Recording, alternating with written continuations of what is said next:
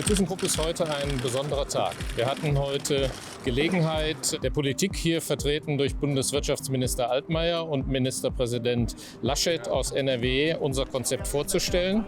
Wenn Sie ernst machen damit, dass wir hochwertigen Stahl erzeugen, der praktisch klimaneutral ist, dann müssen wir und werden wir Sie dabei unterstützen. Eine Innovation, die die nächsten Jahrzehnte des 21. Jahrhunderts für die gesamte Industrie prägen wird.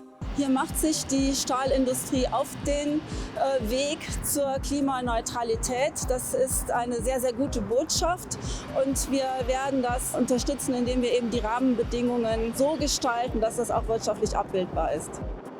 Das Besondere an unserem Konzept, dass wir mit der Direktreduktionsanlage ein innovatives Aggregat, nämlich den Einschmelzer, verbinden.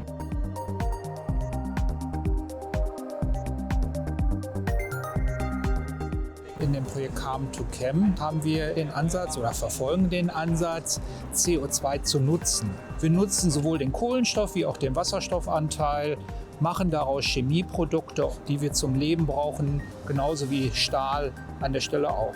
Also wir denken, dass wir nach 2025 die Technologie so weit entwickelt haben, dass wir sie wirklich auch so verlässlich großindustriell einsetzen können, dass wir hiermit signifikant CO2 reduzieren können.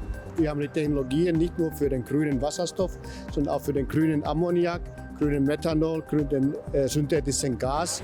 Und das zusammen mit der Fertigung der Wasserelektrolyse-Elementen in Deutschland, mit dem geistigen Eigentum in Deutschland, haben wir die besten Voraussetzungen, mit unseren 1 Gigawatt Fertigungskapazitäten den Weltmarkt aufzurollen. Wir haben sehr große Ziele für uns gesetzt. Denn der Wasserstoffmarkt in den grünen Bereich wird deutlich wachsen, exponentiell in den nächsten Jahren.